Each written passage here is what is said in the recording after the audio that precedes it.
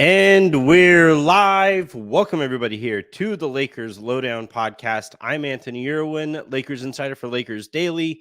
Today on the show, we're going to be talking about waves generally at everything.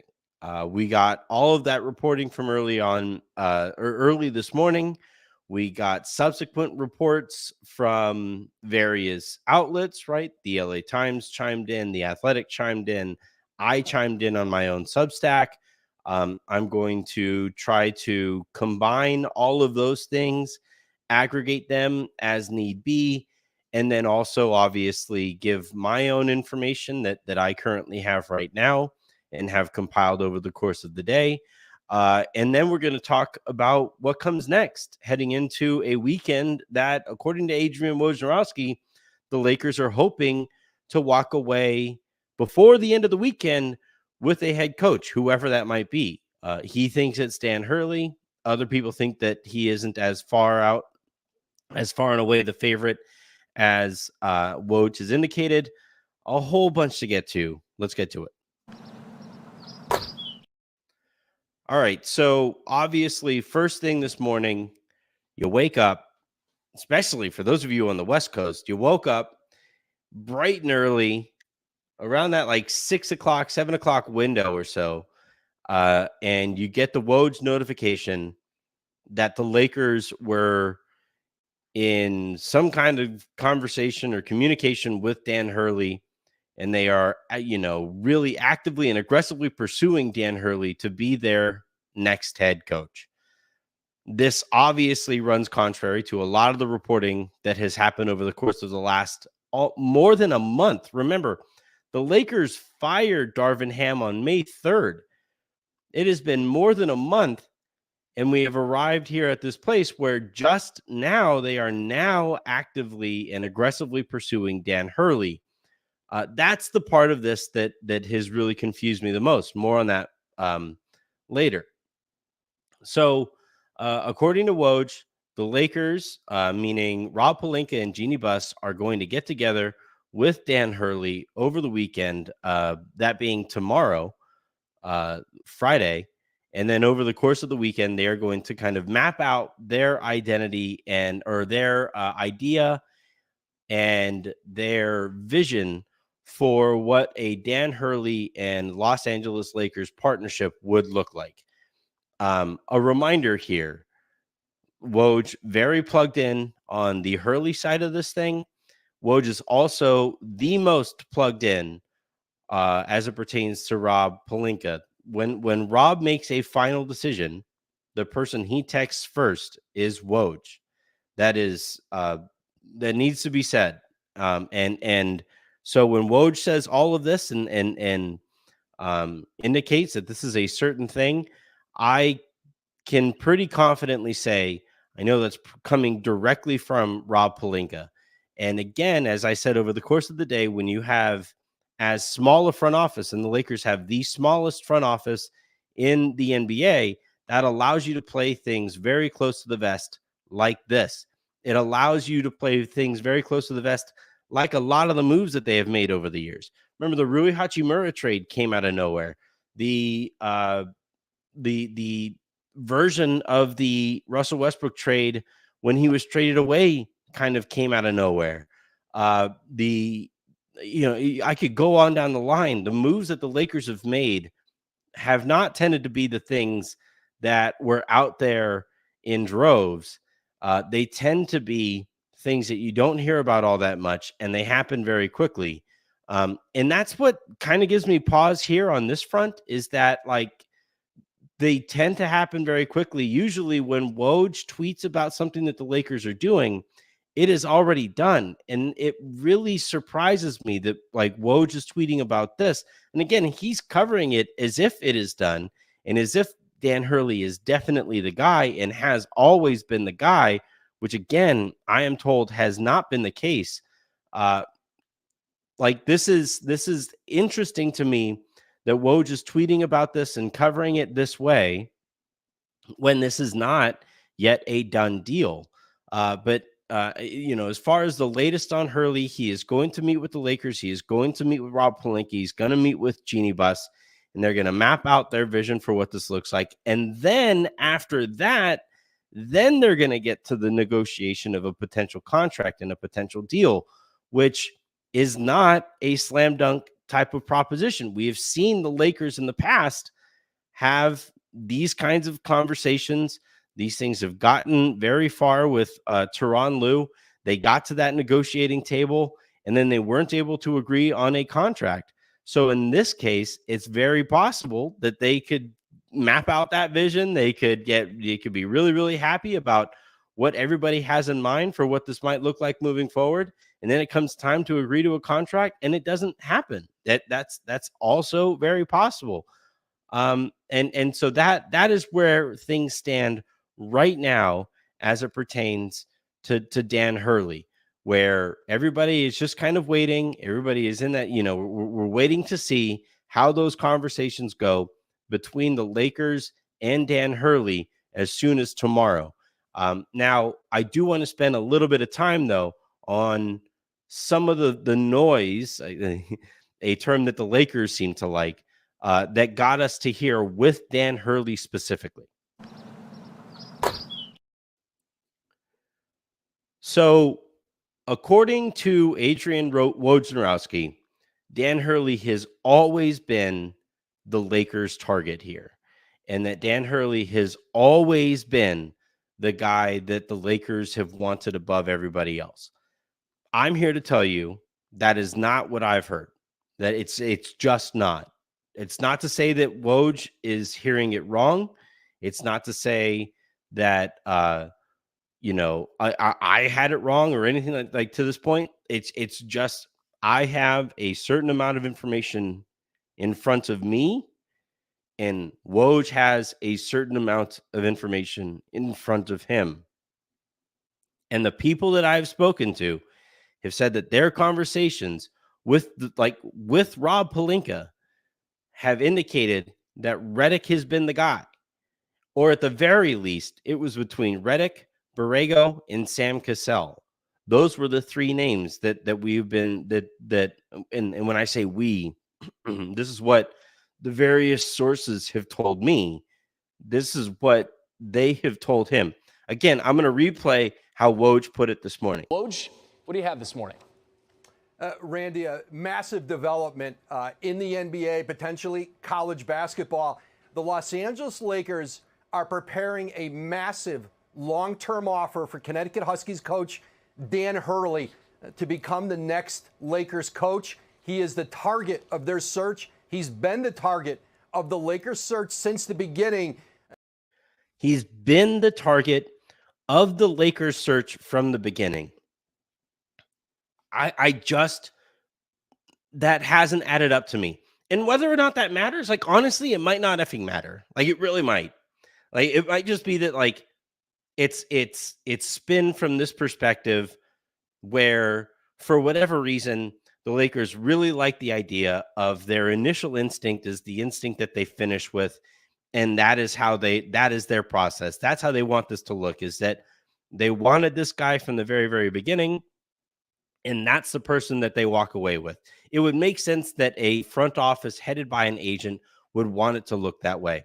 But what I am here to tell you is, based off of the stuff that I know, that is not the case. That like, Dan Hurley has not always been the guy. And again, it doesn't matter. Like, and also the other thing too here, and this is where I kind of roll my eyes a little bit. I would like to find out that they started with, yeah, we thought JJ Redick was going to be the guy. And then we talked to a whole bunch of people. And then we talked to Dan Hurley, and and he became an option to us that we didn't necessarily see coming. And when we got this new information, we decided that is the direction that we wanted to go in. That's perfectly fine. Like, that wouldn't bother me at all. If anything, that's what I've been asking for. Like, the time that I found myself most frustrated with this process was when it looked like they decided on JJ Redick, and then they lined up all of the data to confirm their initial instinct on this. And then we're going to walk away from this process with JJ Redick in there and confirming their initial instinct. And I was saying that, like, look, if JJ is going to make you wait through to the end of the finals, use that time, talk to other people, see what other candidates might be a possibility that maybe you didn't think about before, and then like use this time wisely. It can be a blessing in disguise that that you have to sit here and wait for JJ Redick. All right, while you're waiting, you can do these other things. And honestly, like, that is the most sensible, logical reading of the situation, is that they liked JJ a lot. They wanted to hire JJ Redick. He or ESPN said that he can't do anything until after the finals. The Lakers said, well, what if it's a long series?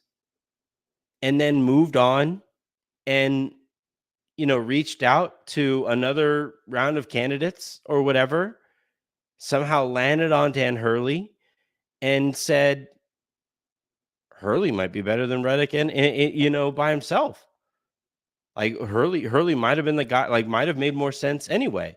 And according to Jovan, actually, Hurley's name started swirling around the organization as recently as this week, but certainly not at the time of Darvin Ham's firing. Like, again, I this might just be something that only I get hung up on in the process of arriving at Dan Hurley. Again, it might not matter. If the Lakers walk away with Dan Hurley, it doesn't effing matter if he was the guy from day one, minute one, second one. It doesn't matter. Like, what matters a lot more to me is that it was sound process that got you to arrive here. And it's like really, really weird to me that the Lakers would be like, no, it wasn't the sound process. We always wanted this guy, and this was the only guy. Like, that's just, it's a really weird instinct that they might have here. And again, this is also, by the way, that all of this aspect of the conversation has completely to do with what Woj is willing to report and what he is willing and able to report. So it might be that he's also working off of incomplete information, and he is painting a picture that might not actually be the case. That's what Aaron's point was earlier today, was that, like, all of us to this point, all of us, meaning the people who were reporting that JJ was far and away the leader in the clubhouse, which, again, we're led to believe that was the case. We, meaning myself, Jovan, Stein, Haynes, Shams, like Dan, like all of these people thought it was going to be JJ, and we were all also working with incomplete information. We all are working with incomplete information inherently, because it is our job to compile all of that information and relay it to you, and to try to be able to tell the story as best we can of what's going on behind the scenes. And again, like, the version of the story that makes the most sense to me, and I think should make the most sense to you, the listener, is that the Lakers liked JJ, didn't love the timeline, figured out, whoa, Hurley, we could get Hurley, reached out to Hurley, he showed mutual interest, and now they're moving forward aggressively with Hurley. That seems to me to be the most logical and sensible timeline of events that gets us to this point. And if that's how this plays out, cool. I'm fine with it. And again, that might be how it played out. I'm still working to figure out if that is how it played out. That is based off of the information that I have. That is the version of events that follows the amount of information that I have the most closely, is that they liked JJ, didn't love the timeline, figured out they really, really liked Hurley, and now they're going to move forward with Hurley. But still, JJ isn't out of the picture. So let's talk about things from that perspective. All right. I'm going through the comments here to see what you guys are thinking. A lot of Celtics hatred. I'm thrilled to see that. Let's see. Yeah, D. Steven. This is honestly a fair point.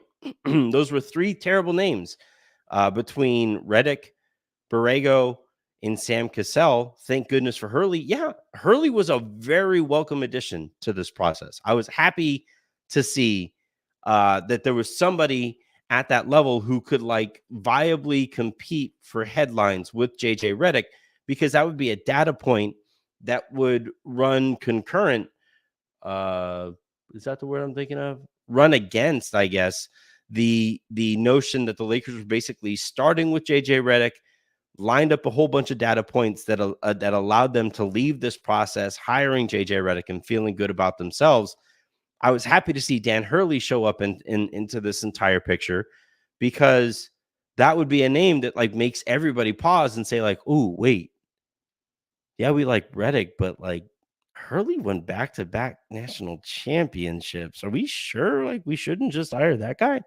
Like that's why I was happy to see it too. So, and I would imagine, and by the way, like the response, so I've been asking the question a lot today on Twitter about yeah, so I asked the question, Woj saying Hurley is on his way to meet with Pelinka / Genie. But again, if he's been their choice all along, how has it taken more than a month to meet? And the response there has been overwhelmingly people trying to explain the situation. And I think what's going on there is, I think Lakers fans were talking themselves into JJ. I felt myself doing this as well.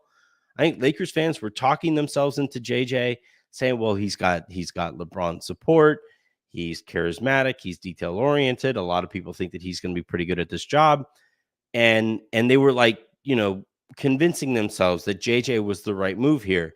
And then when a more viable candidate popped up, it was like, ooh, actually, he makes a little bit more sense. And now everybody is going to start aligning data points to follow a version of events that makes them feel better about Dan Hurley than they felt about JJ Redick. And again, that's how fans fan. That's how, like, I am a Lakers fan. You can see it. I have Kobe behind me. I have my daughter looking adorable in a Kobe jersey. Like, I have Lakers stuff all over the place in my house. I am also a Lakers fan. And so I also occasionally inject a little bit of copium into my veins. And I think a lot of times when I'm here asking the question about process, fans don't want to hear my questions about process because they are more excited about Dan Hurley and they don't need to hear any of my other nonsense. And honestly, fine. That's perfectly fine. Fan however you want to fan. I am just always going to be a slave to process for the reasons that I talked about with Andy and Brian, where if you demonstrate poor process over and over and over again, even if you stumble upon the occasional positive result, that poor process is going to tell me that eventually you're going to screw this up again.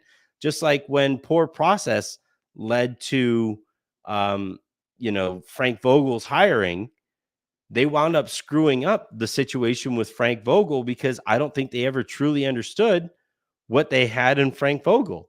And then when that poor process led to also hiring Darvin Ham, that indicated to me Darvin might not be the right guy for the job. And then when they fire him, and then you go through all of this kind of funky process to arrive at whether it's Dan Hurley or JJ Redick, again, I'm going to sit here and say, well, the process still doesn't feel great if they are like adamant that this has been their process. So that's why I care about those things. I can understand why you, the audience, might care less, but you also have to understand why I would care about those things.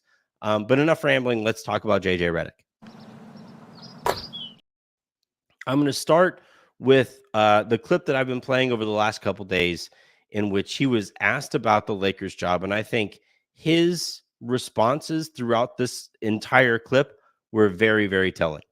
We can't ignore the elephant in the room here. We've been so much speculation about your future in the last couple of weeks. The Shams report comes out yesterday. So is there any truth to the reports out there, and just in general, your interest in coaching in the future that's been brought up relative to the Los Angeles Lakers? I would say this. My focus right now is on calling the NBA Finals. I am so fortunate that I'm in this position and I get to call these finals with Doris and Mike. And I mentioned the State Farm thing that I just did on YouTube. My day-to-day right now is consumed with calling games, the 19 different podcasts I feel like I have, my obligations to all of our partners. So my focus is on the NBA Finals. I will say that. In terms of Shams, that will be addressed once the season is over. So, in terms of Shams, I just the delivery there makes me chuckle every time. But yeah, all of that felt very interesting, and it is very clear that Redick relishes in the opportunity that he has in front of him to call these NBA Finals. This was game one of those finals. It seemed pretty clear to me that the people who were calling those finals had some jitters to them, had some nerves for that moment. Breen, I thought, was great. He's always going to be great. But I thought that Doris and JJ, there were some moments where I was like, all right, where are you? Well, come on, let's rise to this occasion here. And I think they'll be better in game two. But it's very clear that Redick always valued calling the finals and understands the value of the platform that is being one of the voices of the NBA Finals. One of the reasons that he values that platform is because of the opportunities it is going to present. And I think the longer that he does this and the longer that he works on that platform and is good on that platform, which he is going to continue to be, the more opportunities like this he is going to have. And I got the sense in talking to some people around JJ that, like, they know that he is going to be a good head coach. It's just that this would be a very difficult spot to be a first-time coach. Not just first-time head coach, but first-time coach. And I think he wanted to be very deliberate in his decision-making here. He wanted to line up all of his ducks in a row with the production company that he has watched grow into a legitimate, like, behemoth in the industry. He obviously also very clearly cares about the opportunity to call these finals, and he wants to make sure he nails that too, first and foremost. And that was his focus here. And I think, if I was JJ Redick and my intel was that it was between me and James Borrego and me and Sam Cassell and me and Micah Nori or David Adelman or whomever, I'm saying, yeah, I could probably still take my time. I could probably still kind of like sit and wonder here about that position and about that opportunity compared to this opportunity and everything that I would have to leave in order to fulfill that opportunity. The timeline here, right, where he is going to want to nail the finals, but if it's a longer final series, like we mentioned this on the show earlier, Aaron and I did. Game 7 of this series is scheduled for June 23rd. The NBA draft is scheduled for June 26th and 27th. And so, from JJ's perspective, if he sees that's the candidate pool, he's going to say, like, I can probably take my time here a little bit more. And I think that's kind of how he's approached this. And the sense that I've gotten over the course of the day is that the Lakers are like, yeah, but we kind of need to know. Even if your focus is going to be the finals, even if even if we can come to an agreement and you can and you're still going to focus on calling the finals as best as possibly can, fine. But we need this box checked because we have a whole bunch of other boxes that we need to check. And the sense that I've gotten is, to a certain extent, frustration from the Lakers standpoint at things like, yeah, this is a cool opportunity. We understand. We totally get it. Also, we are a pretty good opportunity. Coaching LeBron James is a pretty damn good opportunity. If we come to an agreement here and we can make you like a pseudo promise that you're going to be the coach, not just for LeBron, but also on the back end of like after LeBron, and we're going to build our culture and our identity on like off of what your input there too for after LeBron is done, that feels like a pretty great opportunity too. And I got the sense that the Lakers were kind of sick of waiting. So and by the way, I think you could say the same about Dan Hurley, where both of these head coaches or both of these potential head coaches were kind of taking their time here. And I think the Lakers would like to move this along. Like I think the Lakers want this done by the end of this weekend. They want that box checked because there's a whole bunch of draft stuff that you have to go in and do and nail before you get into the before you finish the NBA finals and before you have only potentially a few days before the draft. You have to nail like what the market is going to look like for first round draft picks because with that number 17 pick, the Lakers are, last year they messed up that decision.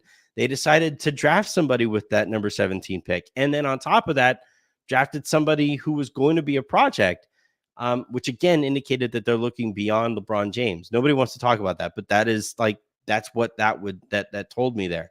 And so they have all of these things that they have to figure out. And I have gotten the sense over the course of the day that the Lakers, Rob Pelinka, Jeannie Buss, and so on and so forth, with both Dan Hurley and JJ Redick have been kind of saying like, all right, guys, we understand this is a big decision that you guys are making. Dan, I know that you're hoping to get some kind of a counteroffer from UConn. JJ, I know that you really, really care about the finals, but also we have this thing here. We are trying to build this thing. Our top priority is this thing and our team and what we are trying to accomplish, not just next year or the year after that, but in the decade or so after that. And I think that's where that's why the reporting and the situation here heated up as quickly as it did over the course of the day, where I think the Lakers were kind of like fed up and said, all right, this is enough. Let's all be adults. You have your commitment over there. You have your commitment over there. We have our commitment here. What's your answer? We can't keep waiting. And honestly, I understand it. They're right. So what comes next? Well, as Woj reported, the Lakers are going to meet with Dan Hurley and map out their vision for the future. Then they have the negotiating process. I would imagine as JJ is like he doesn't live under a rock. I would imagine they're also going to circle back with JJ and say, hey, what's also going on your end? Would you like to speed up this process and maybe enter some of those deeper conversations as well that maybe you were reluctant to before? And then based off of how the conversations with both of those people go, and again, I'm telling you, according to sources, league sources, Laker sources, you name it, this is still up in the air between those two people. No decision has been made. I'm trying to hold off on a cough. And if we do arrive at a point where like a decision is made between the two of them, that's the story moving forward. But as it stands right now, I'm recording this 8:26 p.m. Pacific time. As it stands right now, no decision has been made between the two of them, though I will say that this candidacy pool is very much whittled down to those two guys.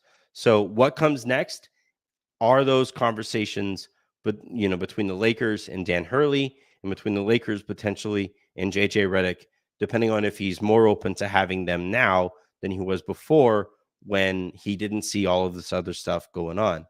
And then what comes of those conversations, if we get more breaking news, I'll go live right away to break that down. But as it stands right now, that's what comes next. That's the box that needs to be checked off next. And it's still obviously very much an evolving and developing story. All right.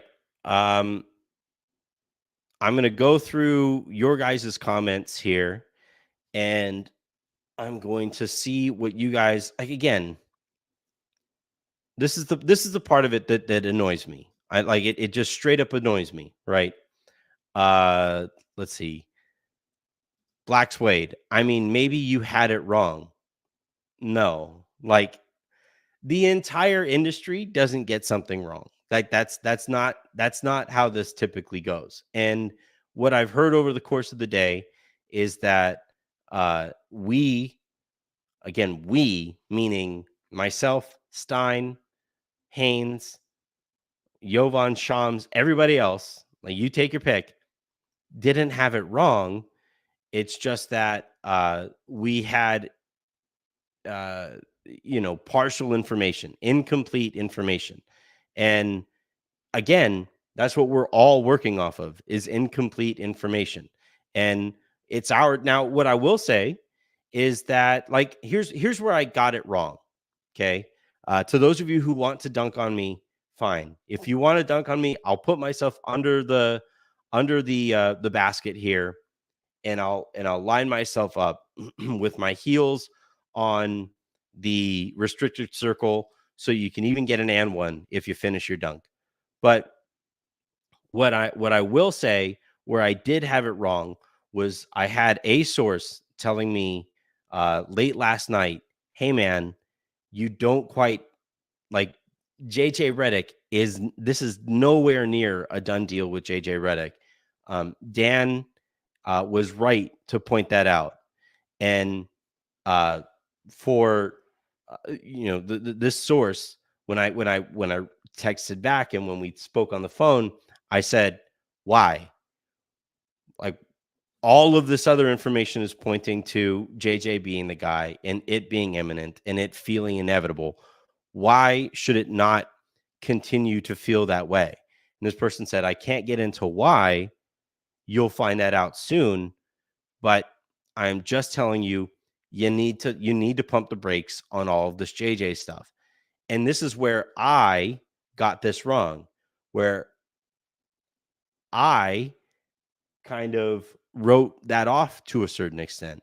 And I, because of the amounts of information I had that indicated that JJ was the guy, said, it's not that I don't believe you, but I can't also ignore all of this other data that points me in this direction.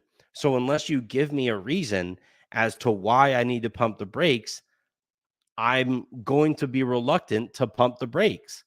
And that is where I got that wrong. I got that part of this story wrong, where I told that source that I can't run with that because of everything that is also out there. And this is the thing, is that, like, you hear from so many people who are telling their version of the stories and sometimes just straight up lie. Like, I have heard from other people in this process that, like, I really trusted, that, like, there's a lot of just straight up lying going on this thing. And there are a lot of people who are kind of looking sideways at otherwise trustworthy sources and saying, there's a disconnect here, and you're going to have to explain that. And I've had those conversations over the course of the day. Is like, how did everybody have this wrong? Like, you guys heard me with Aaron. That was the first time Aaron and I had really spoken over the course of the day. And my first question to Aaron, if I wasn't on the air, would have been just like, what the fuck? How does everybody have this wrong? How does everybody have the same incomplete information? That is the part of this that a lot of people are scratching their heads about. It's like, how? All right, let's just say we were all wrong, we were all duped or whatever. How does everybody tell the same story? How does that happen? And that's where, like, you, the audience, I can understand your frustration there, and I could understand your inclination to dunk on us and tell us that we're frauds, or me specifically saying, as I am doing this, this is the first year that I've really been trying to do reporting. I can understand why people would want to call me a fraud. I also, like, there are Laker fans who just don't like me, and I can understand why they would want to call me a fraud, or they would be rooting for me to be a fraud. But what I am telling you right now, what I'm saying to you right now is that the place where I erred on this one, and this is the thing, me doing this reporting, I'm trying to be more transparent than your typical newsbreaker. So I will tell you where I screwed up. And where I screwed up in this one was telling that one source, hey, I want to believe you. I need more information to run with if you're going to tell me to pump the brakes on JJ. And had I just listened and followed that hunch, or followed that reporting more adequately, maybe I'm the one who you wake up and we're talking about this Hurley thing more, from my from my own content. But I didn't. And that's where I screwed up. And that's where, me being a younger reporter, me being younger in this reporting business, that's where this is going to be an important moment for me, where I'm like, all right, I have to take more seriously everything I hear, and be and scrutinize more heavily the more pervasive information out there with the Lakers, because they seem to like throwing everybody for a loop. That's just the reality of the situation. All right. Yeah, revived. It might be that Dan and I share a source. That source was telling Dan that he also needs to cool the jets on JJ Redick, and he listened. Like, again, like that might be how this plays out. Like, this is how that sometimes goes. Is, we as reporters, we all have our hunches, we have our gut feelings, and then we decide on those, on which gut feelings we are going to pursue. We have various sources that we talk to, and seeing as there is one central source here, there is going to be some overlap. And Dan chose to, if there is overlap here, Dan chose to basically listen to that source, or those sources who told him to pump the brakes there. And he was right to, and I was wrong not to. And that's how it goes. And by the way, like, this is also isn't done. So, like, this is the funny part. Woiki, young Padawan. This is the part where this becomes even funnier, right? Because let's say after all of today, the Lakers meet with Dan Hurley, they map out their vision. UConn goes back to Dan and says, all right, we'll make you the highest paid person in college basketball. And he says, all right, I'm going back. Does that mean Woj had this wrong today? No, right? That would mean that the story developed. And would that mean that I had it more right with Redick? No, it just means that the Lakers liked Redick, decided they liked Hurley. Hurley didn't work out. Now they're going to go back to Redick. Like, it just means that the story is developing. Like, these things, this is the thing about Twitter. What I tweet, or what somebody tweets at, 10:36 Central Time, is what they feel or what they know at 10:36 Central Time.